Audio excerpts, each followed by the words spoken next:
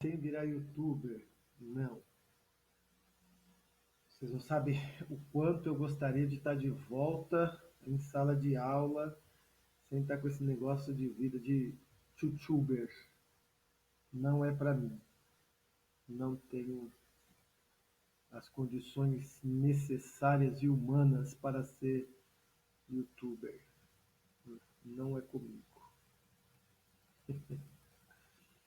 Gente, espero que todos estejam bem.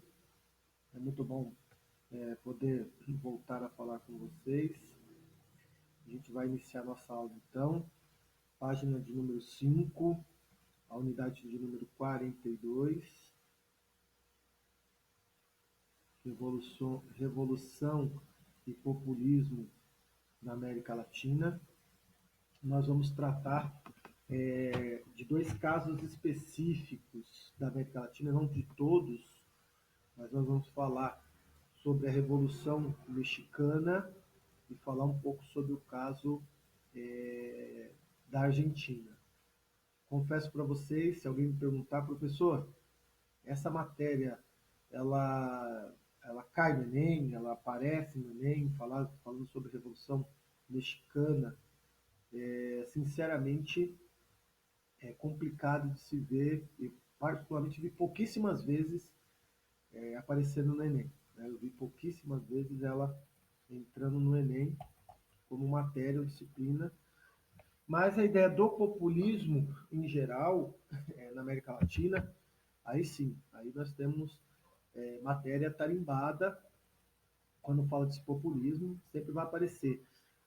Haja visto falando do peronismo, que nós vamos tratar nessa unidade, haja visto falando também de outros casos, como o Chile, por exemplo, né, Salvador Allende, e assim vai. O problema é que a história das Américas são muito grandes, né? Nós temos muitas histórias, né? Nós temos muito aqui. Mas falar do México é importante porque a gente fala de um contexto de imperialismo. Né? Os Estados Unidos, na sua forma imperialista, a gente começa a perceber como os Estados Unidos eles vão, de certa forma, dominando, né, o continente americano, e a gente vai retomar alguns conceitos nessa aula importante. Entre esses conceitos importantes, nós temos, por exemplo, o conceito de Big Stick. O que foi o Big Stick? Né? Nós temos o conceito importante sobre a ideia do manifesto, do destino manifesto. Né? Porque os Estados Unidos têm, juntamente com a doutrina Monroe, né, América para os americanos, mas logicamente que nós vamos ter que ler América para os norte-americanos ou estadunidenses, que essa era a fala central deles lá. Então, são pontos que nós precisamos aqui compartilhar, e é interessante que nós, então, vejamos esses pontos nesse conceito da história ou da Revolução Mexicana, que é muito importante. Tá? Então, vamos lá, página 5, todo mundo. As colônias, então, latino-americanas, elas vão vivenciar os seus processos de emancipação política a partir do século XIX. E aí a gente precisa relembrar aqui um ponto importante, tá? Durante todo o século XVI até o século XIX, o que imperou aqui foi então o colonialismo ibérico, né? Lembremos, Espanha e Portugal. Então, era o domínio que nós tínhamos aqui, era o domínio da região, né, pelos espanhóis e pelos portugueses.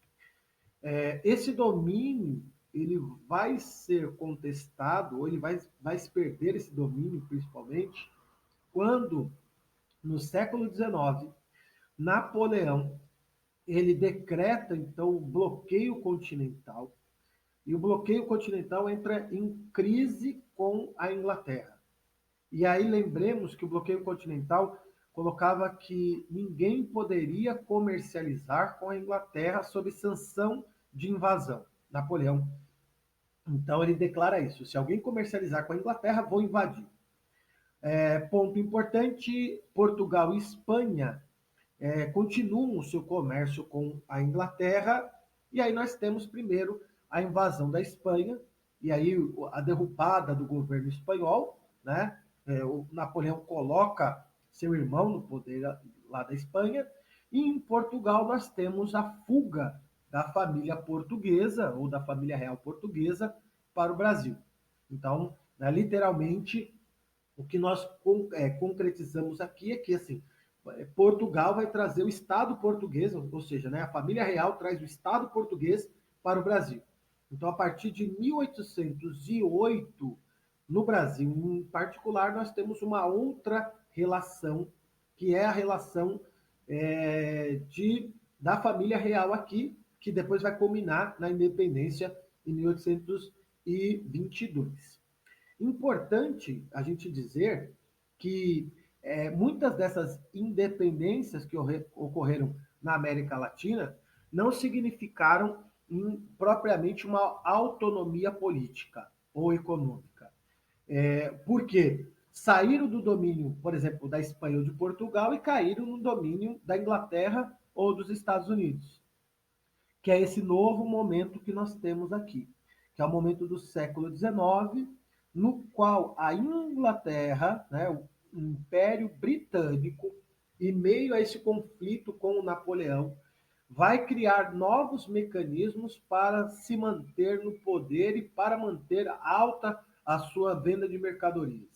Lembremos que a Inglaterra passa pela Revolução Industrial e ela se torna um grande império, além de dominar terras por várias partes do mundo, Índia, China, na África, ela também passa a se interessar pela América Latina.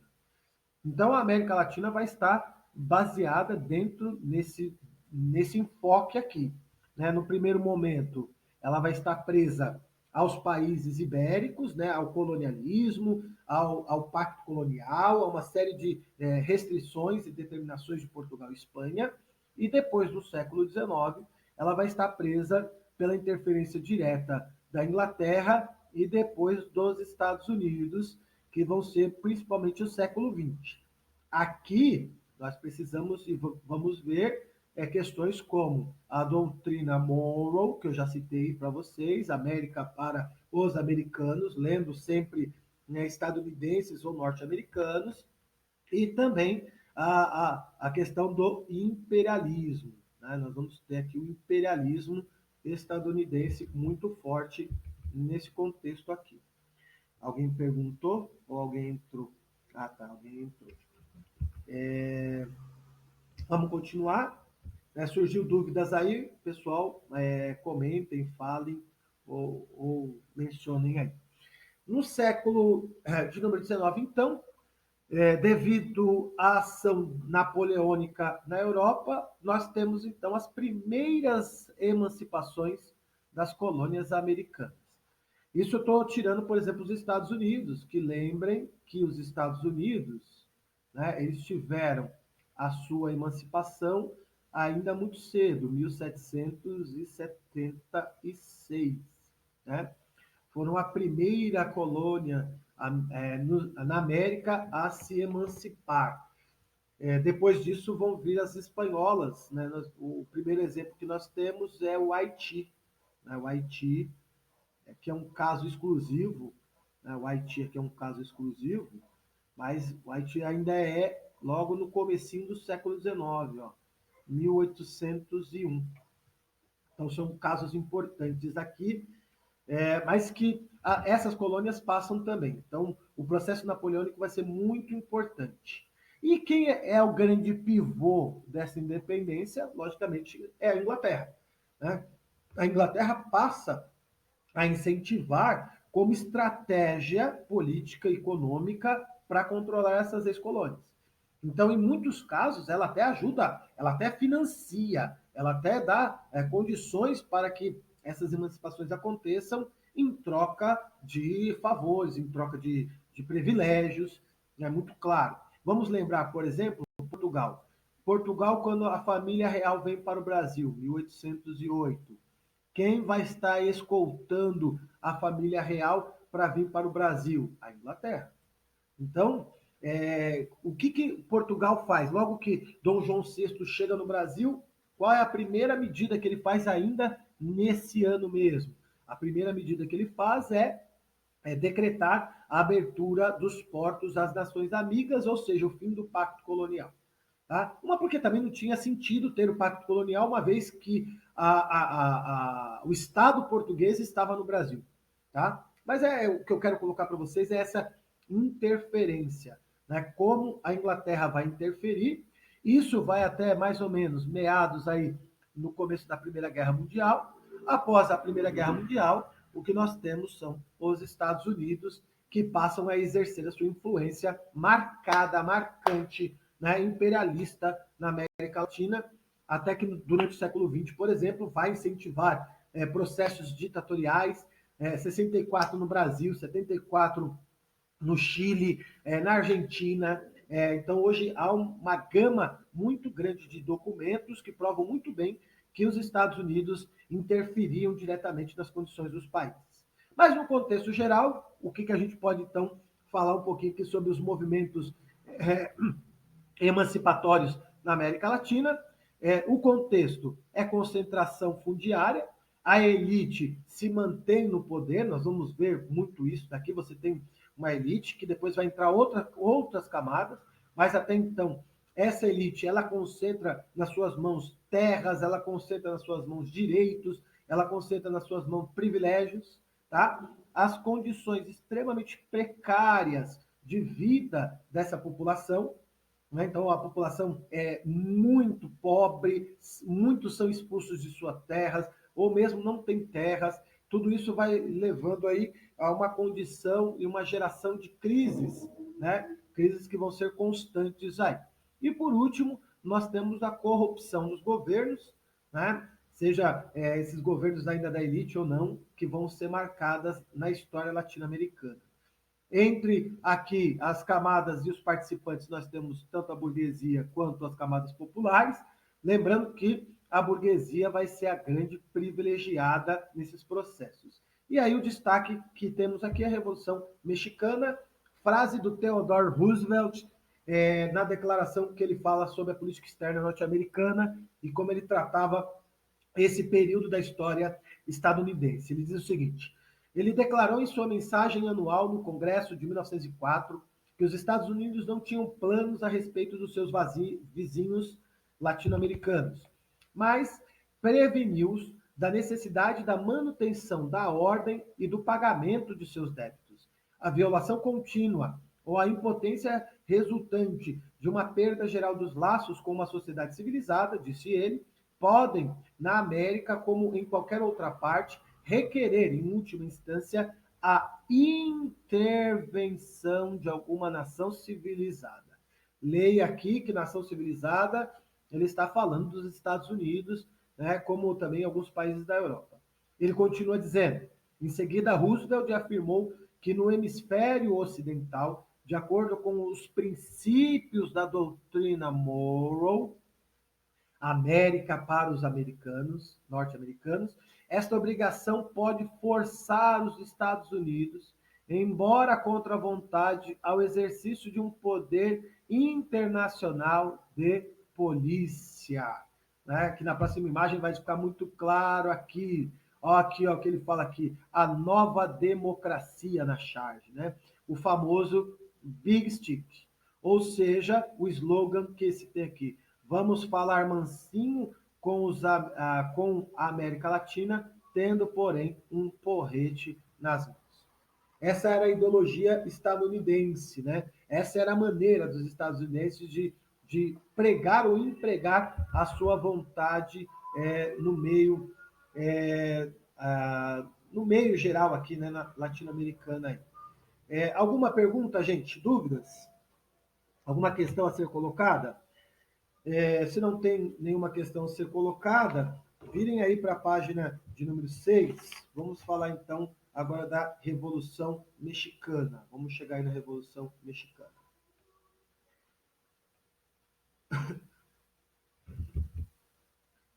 Continuando então, contexto aqui.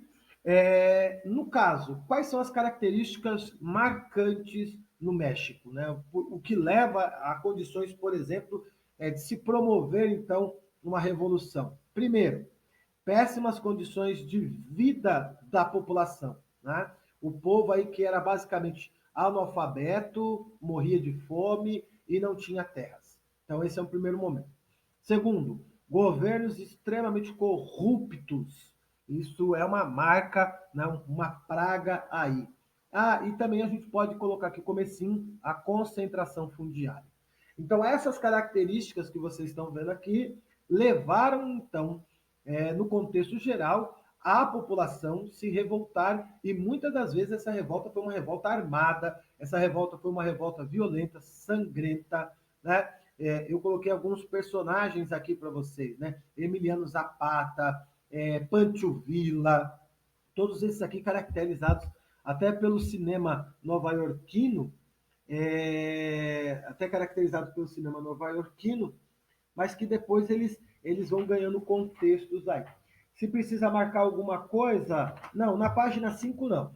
Página 6 a gente começa, quando for, eu vou até colocar na tela para vocês, se vocês quiserem, marquem já os dois últimos parágrafos da página 6, né? Os dois últimos parágrafos ali, e pode virar para a página 7. Tudo bem? Pode marcar os dois últimos da página 6.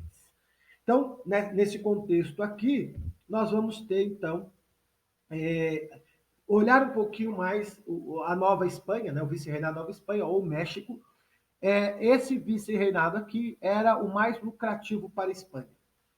Talvez o Império, o vice-reinado do Peru pudesse contrapor aqui pelas minas de prata em Potosí, porém a diversidade econômica, ouro também, que o vice-reinado da Nova Espanha tinha, caracterizava então a grande soma de arrecadação da Espanha. No caso aqui, era quase 75% de todo o valor arrecadado por todas as colônias espanholas na América. Então, não é pouca coisa.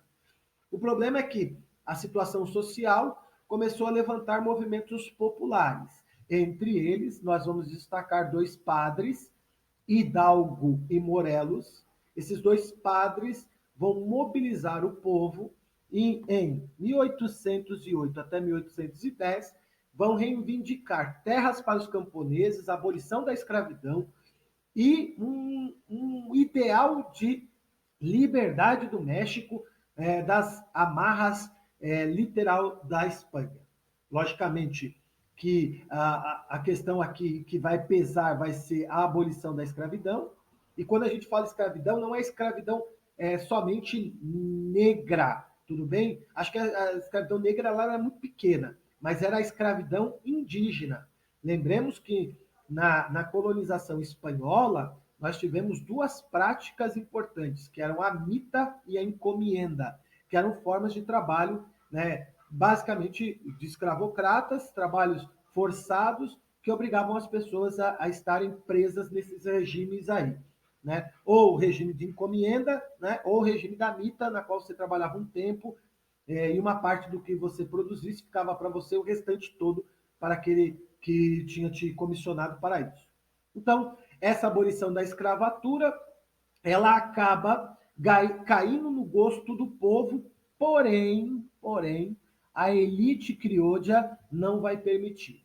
Né? Lembremos da frase de Caio Prado Júnior, que nós vimos há um tempo atrás, né? No primeiro ano, quando nós estudamos Brasil, Caio Prado Júnior disse que o Brasil ele sofre de um problema de modernização conservadora. Quem lembra aí sabe que eu estou dizendo que modernização conservadora muda-se os líderes, muda-se quem está no comando, porém as estruturas de comando se mantêm as mesmas, de exploração são as mesmas.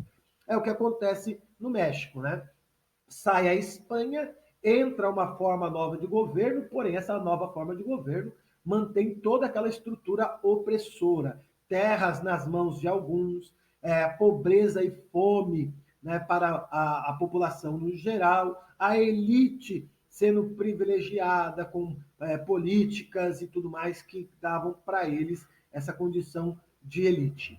E os padres, então, vão ser mortos, né? Pensamos aqui que os dois vão ser executados em praça pública, né? Só que o desejo dos padres, né? Ou que os padres iniciaram, a fagulha que os padres iniciaram, derrocou-se em 1821 no plano Iguala, né? Ou Iguala, que o pessoal fala aí, representou, então, as ideias da elite crioula, né? A elite crioula aproveita, e aí nesse ano, 1821, nós temos a Declaração de Independência Mexicana, né? Se vocês continuarem, aqui é até interessante a gente dizer que o México obtém a sua emancipação política em 1821, mas também com uma luta sangrenta, tá? Fique muito claro aí. Não se tem, não é pacífico, não é um movimento, vamos de acordos. Não, foi um movimento bem sangrento, né? No qual a população mexicana menos favorecida e as autoridades espanholas e a elite colonial temiam perder os seus privilégios, ainda muito mais. Isso vai levar o quê? Então, um acordo, em 1821, né, 18 de setembro de 1821, no qual eles vão assinar a ata de independência, que vai ser conhecido como Plano Iguala, ou Iguala, no qual coloca alguns pontos aqui que nós temos, tá? No que aqui, ó. Ela é assinada, logicamente, pelos representantes da elite, que vão se manter no poder. A nova Constituição, ela institui a monarquia como governo. Interessante, tirando o Brasil, só o México vai ser monarquista a princípio. Tudo bem que depois o México também rompe com a questão da monarquia. E depois a religião oficial é a religião católica. Marquem muito bem isso aqui, a religião católica, porque o catolicismo vai ter um papel muito preponderante no desenrolar da história mexicana depois. Não há nenhuma mudança significativa, né? Não tem nenhuma mudança significativa. O modernismo conservador continua as mesmas estruturas, as mesmas explorações e os mesmos problemas. Só que em 1823 nós temos a proclamação de uma república, ou seja, durou apenas 2 anos aí o governo de Agustín Iturbide. Página de número 7, vocês podem marcar o segundo e o terceiro parágrafo. Não, perdão, o primeiro e o segundo, tá? O primeiro e o segundo. Da página 7, vocês marquem aí o primeiro e o segundo. Vamos seguindo aqui então, vamos falar um pouquinho de Agustín Iturbide. O Iturbide era um nobre, né? Era um da elite, família privilegiada, vai encabeçar aí o movimento de independência, só que ele dá um golpe de Estado, né? Vamos colocar assim. Ele se proclama, ele se coroa como imperador em 1822. Né?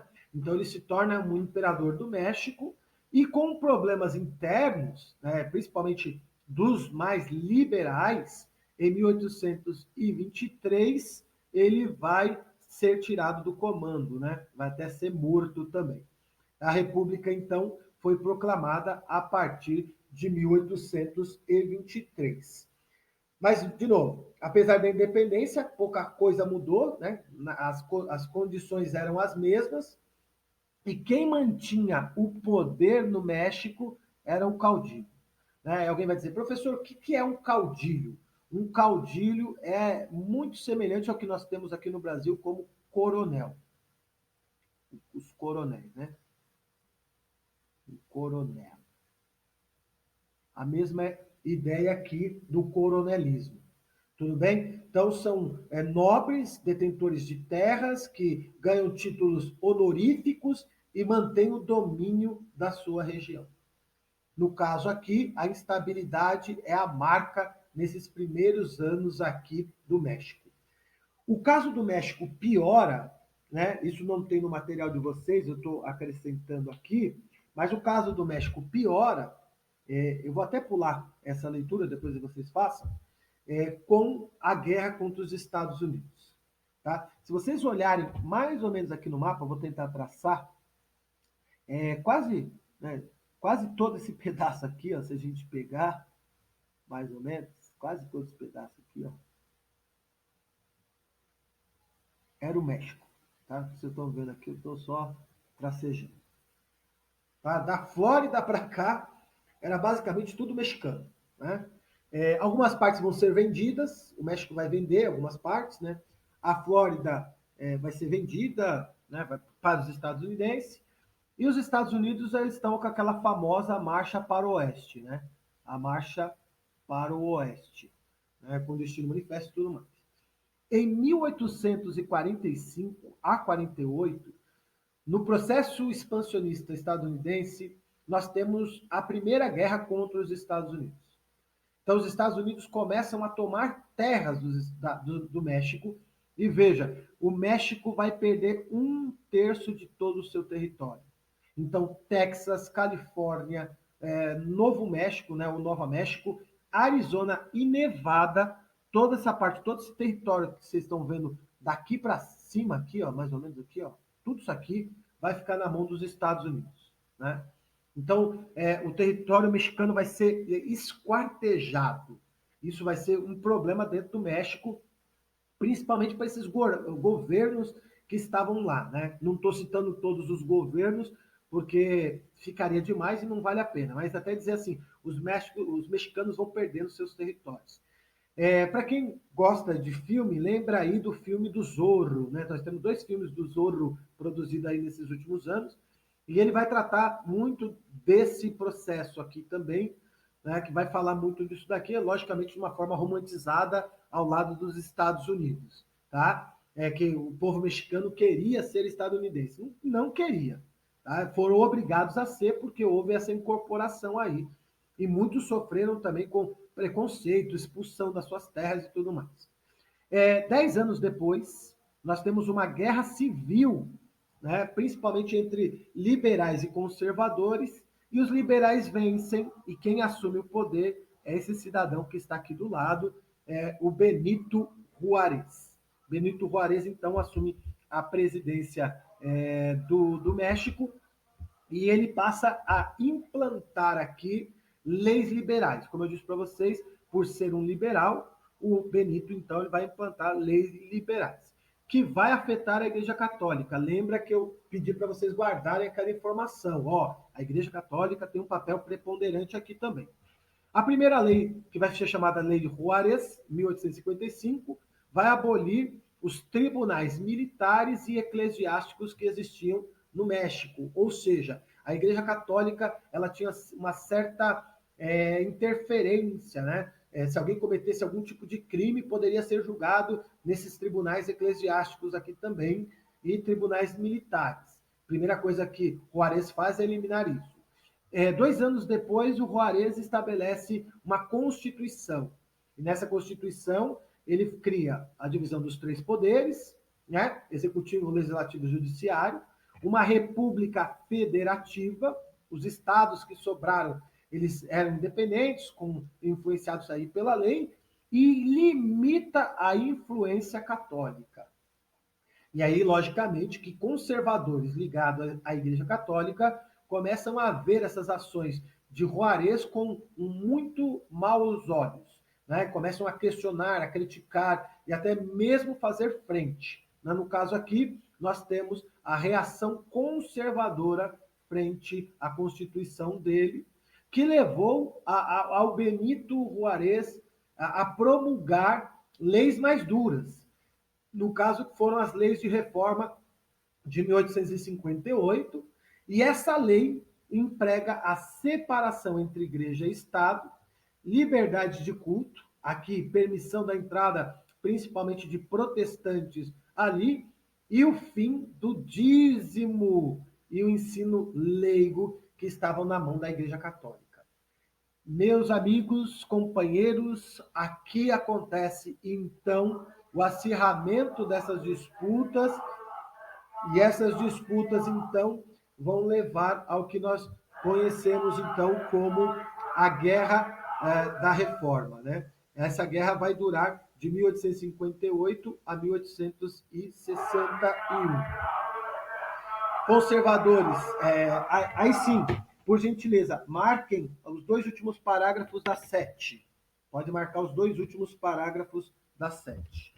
Até aqui alguma pergunta, gente? Tá dando para acompanhar? Quem estiver acompanhando, manda um joinha aí, só para eu saber. Ou se tiver alguma pergunta, é o momento da pergunta.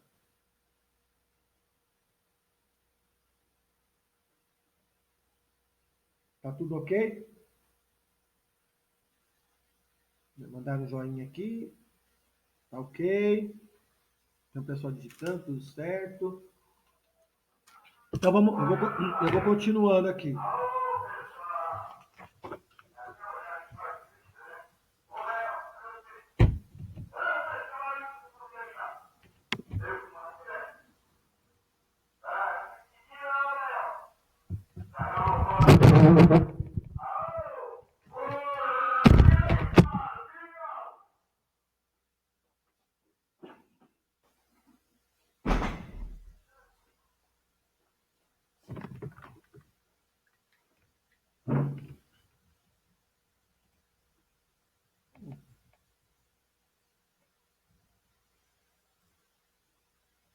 Desculpa aí, gente, tem muito barulho aqui no escritório. Aí eu tive que fechar a porta aqui. Me perdoem pela saída, tá? Voltando então, o que acontece?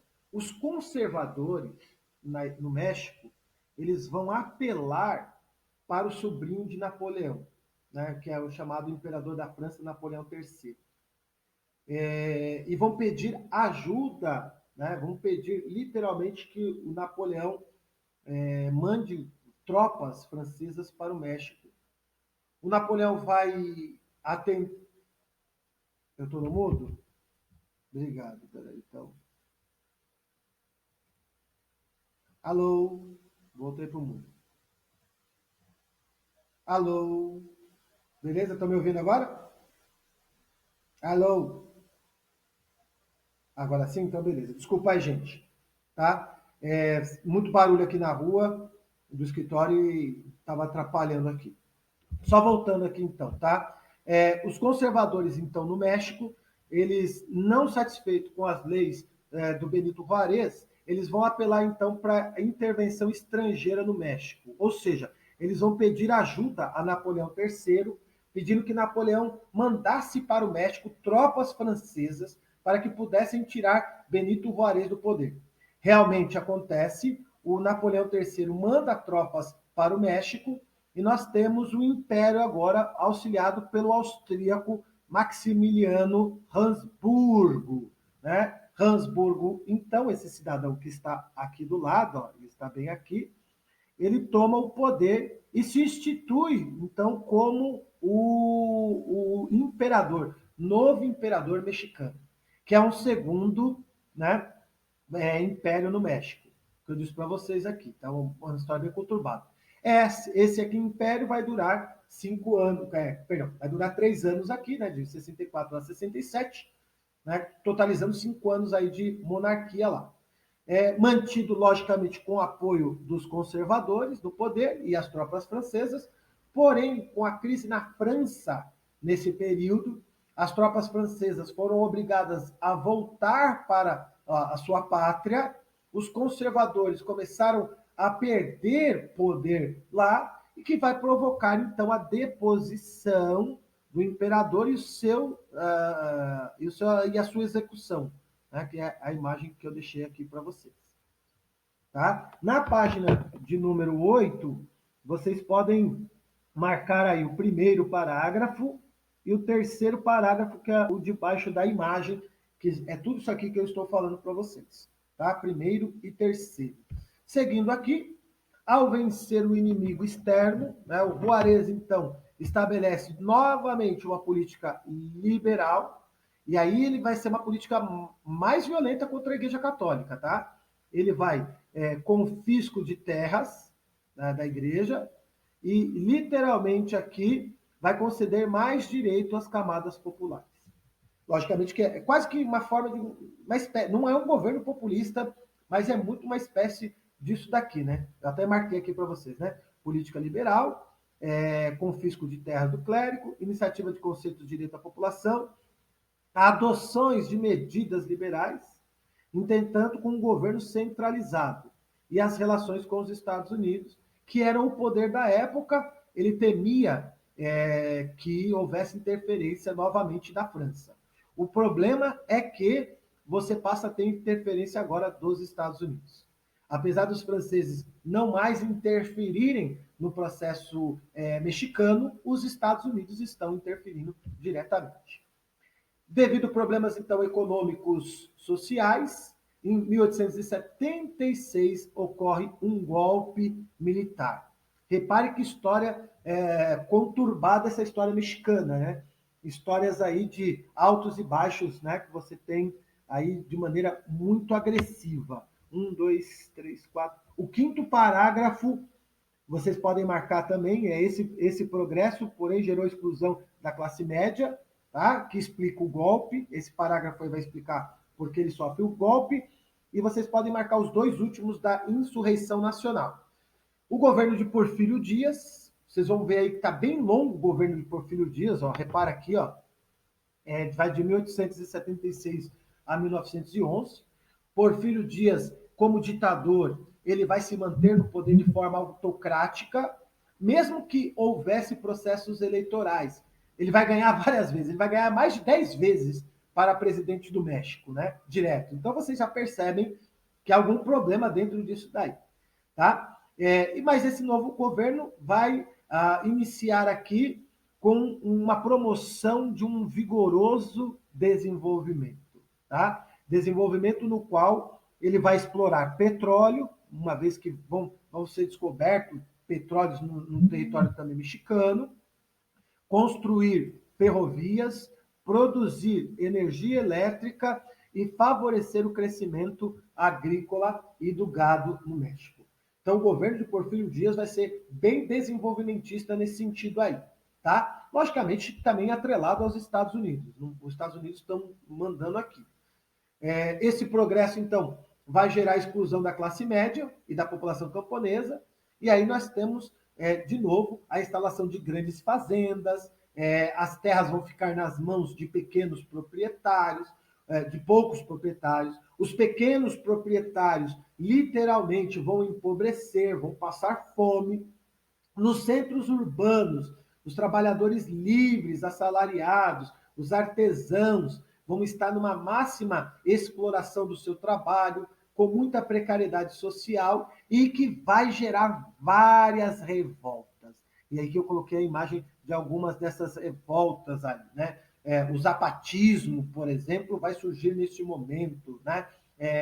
O Pancho Villa, também tem um filme do Pancho Villa, é bem interessante de se assistir, né? Ele é interpretado pelo Antônio Bandeira, se não me falha a memória. Ele vai tratar muito essa situação nesse período aí da ditadura de Porfírio Dias, né? A figura que vai se levantar contra Porfírio Dias será, então, uma pessoa da elite, né? Um burguês, aqui vamos colocar como burguês, liberal, Francisco Madero, né? Político de cunho liberal e que vai ganhando adesão de vários setores, né? Que vai ganhando aí a aceitação por vários setores, muito porque ninguém mais suportava o Porfírio Dias. Em 1910, ele vai ter uma eleição, candidata-se a presidente. O Porfírio Dias, percebendo que poderia perder o seu mandato, manda prendê-lo sumariamente durante o processo eleitoral. Isso vai possibilitar, que Porfírio Dias vença as eleições e siga aí no seu sétimo mandato, né? Então, ou seja, o camarada tomou conta do México aí. Eu tinha dito 10, né? No caso é só 7, perdão aí.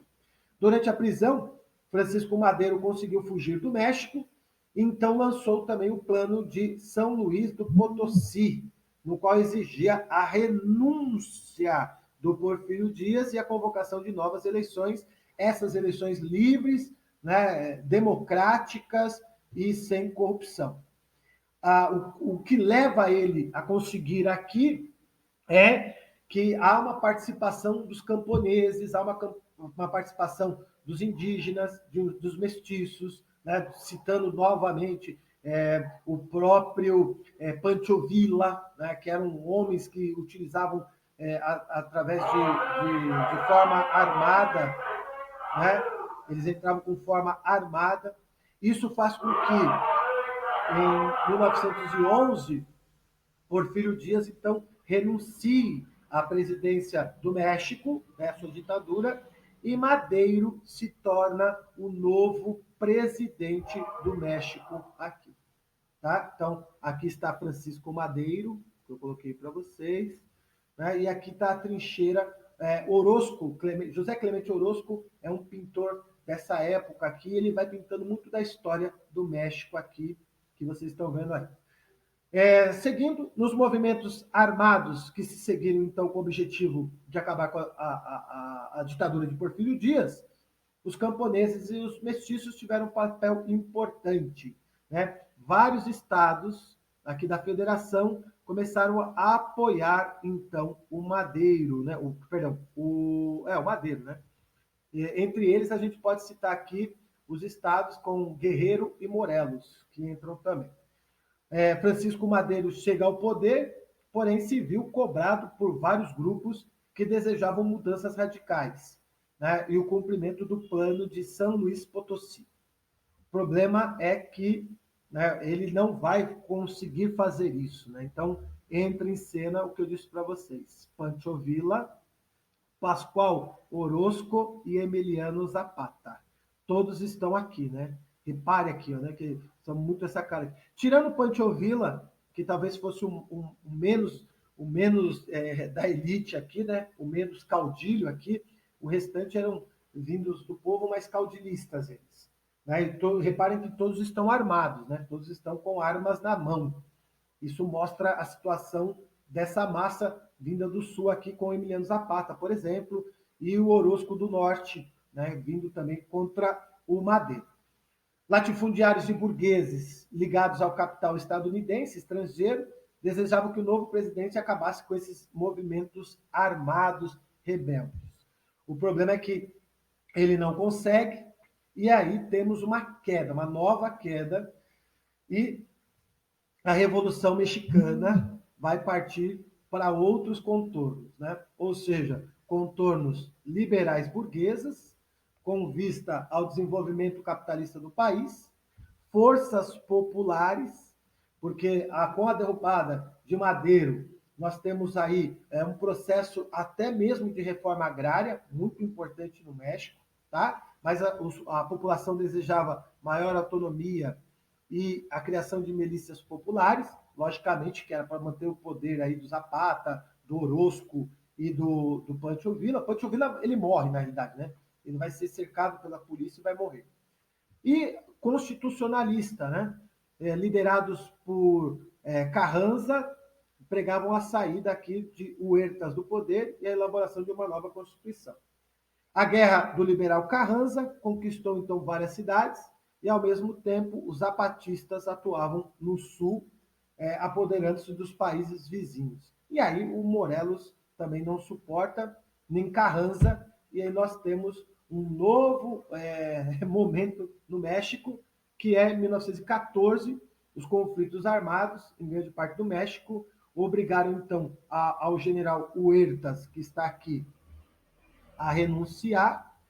Apesar das divergências durante o governo de Carranza até 1917, foi aprovado uma nova Constituição, e entre as suas principais determinações estava a nacionalização dos recursos, ou seja, petróleo, minério, tudo seria do México, e a distribuição de terras para os indígenas, que é uma marca extremamente importante da Revolução Mexicana. Tudo bem, gente? Eu acho que eu já estourei o horário. Estourei 1 minuto aqui o nosso horário. Alguma pergunta, galera? A quem está comigo ainda, alguma pergunta? Conseguiram entender? Tudo certo? Conseguiram entender? Manda um joinha aí. Ninguém tem perguntas? Então, assim, façam a lição desse material, tá? Pode fazer lição desse material aqui. como lição de casa para vocês aí.